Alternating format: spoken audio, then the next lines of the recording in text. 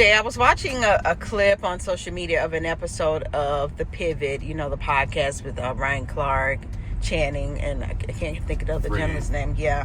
And so they were talking about gatekeeping and why they see it so often in different sects, in different cultures. So I'm talking about sex, like foot, you know what I mean?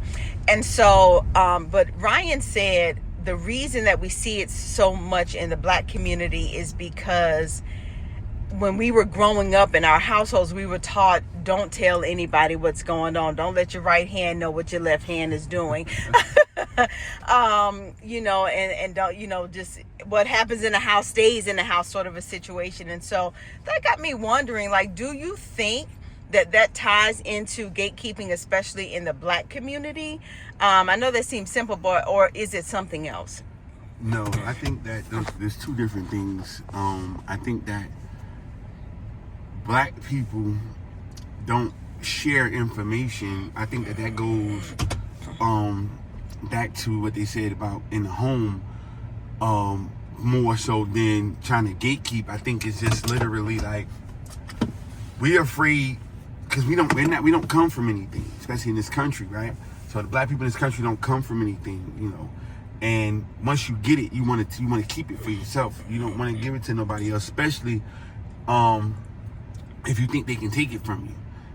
And that shouldn't be a thought, because you got to think in abundance. But a lot of times we don't, because we don't come from that. And it's not just a Black thing, but ours is more prevalent here in this country, and then it's always put on blast more. But when people, when Black people move from their neighborhood and go to a better neighborhood, there's not a lot of Black people around. I move into the neighborhood I move in, the house to the right is a white family. The house to the left is a Oriental family. The house right in front of me is, I think they're Hawaiian or something like that. We live in a beautiful neighborhood. I saw some Black people, but it's not that far, it's far in between. And, you know, my kids go to school, it's not a lot of Black people. And so when we get up, we go away from our people. They might be sharing the game, but they're sharing it with the people that they're around. The proximity plays a part in that as well. We don't go back to the hood and be around predominantly Black people. When white people leave their trailer park or their hood, they go to a better neighborhood and see more white people. You know what I'm saying? And the proximity allows them to continue to kick it with more white people. And when they're ready to give up some game or learn some game, they learn it from white people. I think that's the biggest thing that nobody talks about. You know what I'm saying? I did hear when you sent me the clip where they talked about, I think Channing was talking about how you don't ask for help. Well, being vulnerable in the Black community is a weakness. You know what I'm saying? It's not a sign of strength like people advertise when you're talking about mental health and going to get help and stuff like that. Being vulnerable is a sign of weakness in our community. Like, you can't tell people what you're going through in our community. You're talked about, you're shunned. You know, people don't want to hear that. You know what I mean? People don't care. I put a post out, I said, people don't care until you start winning. You know what I'm saying? And I know that to be a true statement for the Black community. And so you're not asking people for help. You know, what we're taught really from a successful perspective, when you are trying to get help from people, you go to them with something, how you can help them. So you have to still kind of come in a position of strength and go to a millionaire, a six-figure person with something you can do for them. And in the process of you doing something for them, you might be able to glean some information or some knowledge from them, and maybe even land some mentorship. But it don't just come like, oh, let me ask this person, and just because they want to do what I'm doing, they're going to tell me. Not in the Black community. That shit don't work that smooth. You have to go to them with something, you know what I'm saying, add value to what they got going on.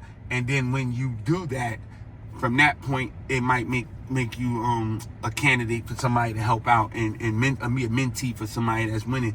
But yeah, I don't think it has anything to do with the gatekeeping thing. I think that gatekeeping, just to finish off with that, a lot of times it's bigger than just the person who's at the front of the gate.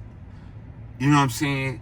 A lot of gatekeepers, Black, white, purple, or otherwise, have been put in positions where, like, hey, this is you. It's only you. I remember listening to 2 Chainz say he met Jay-Z, or Jay-Z wanted to meet him, and they were sending a private jet for him, and he wanted to bring a friend who is now his manager, and somebody who's helped him be successful.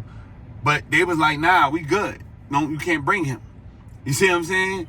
And it wasn't that he was gatekeeping that brother. He said that he was different. He said that he didn't go. And that's a big deal to pass up that meeting with Jay-Z to a young up-and-coming rapper. But that right there was gatekeeping. You might not think of it like that, but that's what that was. Like, you could come, but he can't. And then, so you were making a decision, am I going to go and get this opportunity? Then the other person got to wait to see if I'm going to come back for him or not. And everybody don't make that decision to change me. Most people be like, nah, man, I'll be back. I'm going to go meet Jay-Z, and then I come back. And then sometimes they just don't come back. That happened historically with Nelly. Nelly, went to trying to get signed. He had a group, St. Lunatics. They wanted him. Now, it just so happens that as a group, they decided that, you go first. And Nelly did do what he was supposed to do and come back and get his people. But that don't happen often. That's not normally how this works. LeBron James is another great example of, hey, I'm going to go ahead and I'm going to take care of everybody else. But I'm telling you, I can probably come up with 5 of those instances where that happened. Maybe we came up with 10. But for all those 10 that we come up with, that beautiful story, it was 10,000. It didn't work that way.